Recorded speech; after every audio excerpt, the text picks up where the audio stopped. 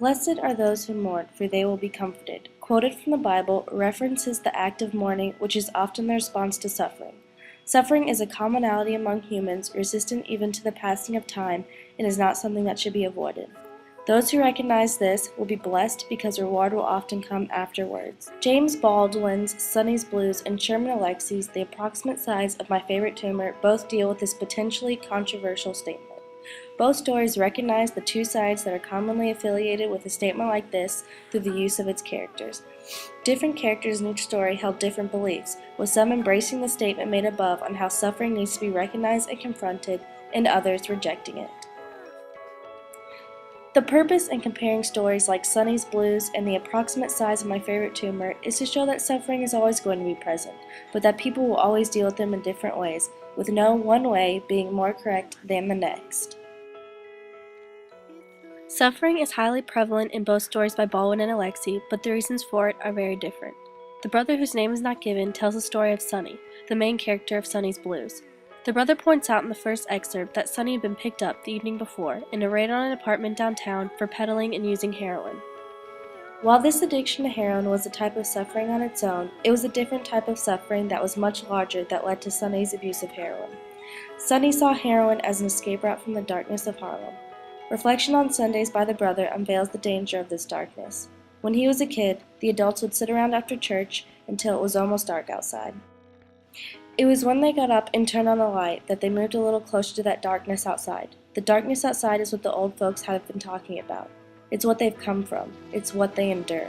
The child knows that they won't talk anymore because if he knows too much about what's happened to them, he'll know too much too soon about what's going to happen to him.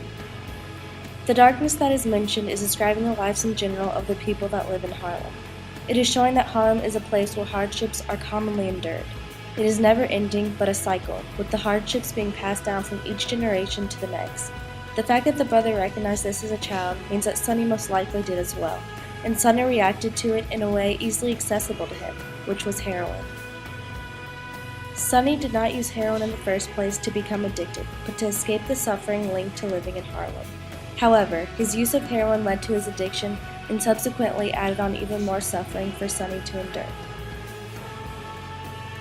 After recovery, jazz, characterized by a strong but flexible rhythmic understructure with solo and ensemble improvisations, was the perfect outlet for all of the suffering Sonny had dealt with up until that point, including the darkness of Harlem and heroin.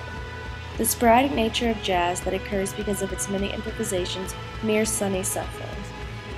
He told his brother that jazz is not so much to play, it's to stand it, to be able to make it at all, on any level.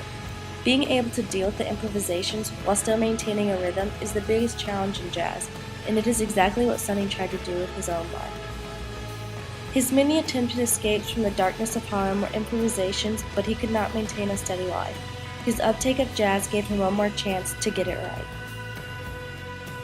Being able to stand the sporadic nature of jazz helped Sonny to be able to stand his life. In the end, Sonny turned away from escape and dealt with his suffering by confronting it. The beginning of Sonny's suffering was because of his environment, Harlem. Jimmy One Horse's suffering in The Approximate Size of My Favorite Tumor was instead because of the nature of biology and its many possible flaws. The flaw that befell on Jimmy One Horse was cancer, and he used humor to deal with it. The humor he used was directed towards his illness, and he told his wife Norma that his favorite tumor was just about the size of a baseball, shaped like one too, even had stitch marks. Jimmy One Horse saw humor as a way to keep things as normal as possible, as a way to hold on to the past. His past had been filled with humor, bonding with Norma over humor the very first time they met. During their first encounter, Jimmy One Horse said to her, "If I stole 1,000 horses, I'd give you 501 of them." Norma responded with, "And what other woman would get the other 499? This humor was something Jimmy One Horse cherished, and he tried to hold on to that as long as he could, even joking about something as solemn as terminal cancer. Humor was more than just holding on to his past, however. Jimmy One Horse believed it was sometimes all two people had in common, and sometimes he laughed because sometimes you'd rather cry. Joking around was commonplace throughout all of Jimmy One Horse's life, not just with Norma. He used it in the hospital with his doctor and with his cousin Raymond. Jimmy One Horse knew that laughter was something that the majority of people could always bond over. Laughter was also a way for him to try and escape the pain. When he wanted to cry, the immediate response for him was to laugh. He knew that crying could always easily be a response for him with the situation he was in, but chose the path of laughter because it was what he was more comfortable with. Laughter was common in his life, and he chose it as a sort of remedy to what he was going through. Confrontation was not the key for Jimmy Onehorse, as it was for Sonny. This could be in part because of the different situations they were in. Sonny did not have to deal with himself knowing that he was going to die, but Jimmy Onehorse did. There was no reason for Jimmy Onehorse to change anything in his life or feel bad for himself if there was nothing to do to change the outcome. Instead, he lived life like he always had, using humor constantly. Living life as normally as one can was something that Sonny's brother appreciated, and thus would probably have appreciated Jimmy Onehorse's constant humor. But Sonny confronting his suffering was the exact opposite of what his brother wanted. The brother had always been unwilling to see Sonny in a negative light, and when it finally was obvious that Sonny was in trouble, a great block of ice settled in his belly and kept melting there slowly all day long. He did not understand why Sonny had used heroin and was unwilling to understand for much of the story, creating this icy cold feeling whenever he thought about Sonny's past actions. Near the end of the story, the brother still did not understand and said to Sonny, "Isn't it better than just to take it?" He didn't think that actions would solve anything or make suffering go away, but that Sonny would just have to get through it. For Sonny, this was not a reliable option, and jazz was the only answer left for him. After experiencing Sonny playing, the brother finally realized it was what Sonny needed to do to live. Sonny and the piano stammered, started one way, got scared, stopped, started another way, panicked, marked time, started again. Didn't seem to have found a direction, panicked again, got stuck. This symbolizes Sonny's life and that he couldn't find a way to deal with his struggles in life, and everything he tried came to a halt. The brother realized that jazz was the answer to Sonny's troubles when the jazz musicians all came together again and Sonny was part of the family again. I could tell this from his face. He seemed to have found, right there beneath his fingers, a brand new piano.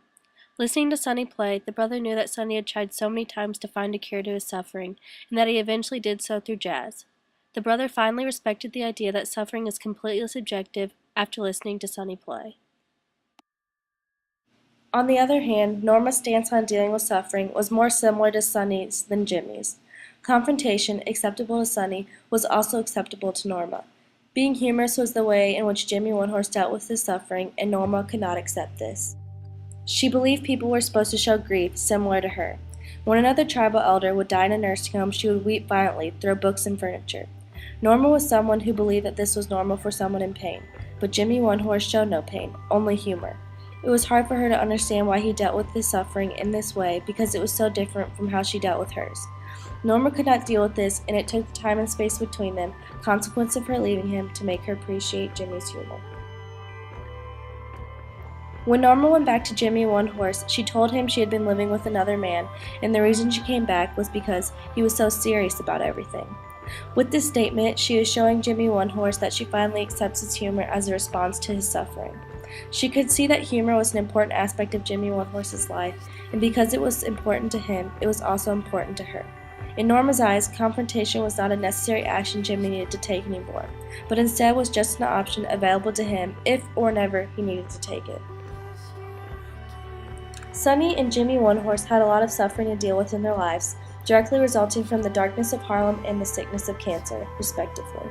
Sonny dealt with the darkness first through escape and then confrontation, through the forms of heroin and jazz.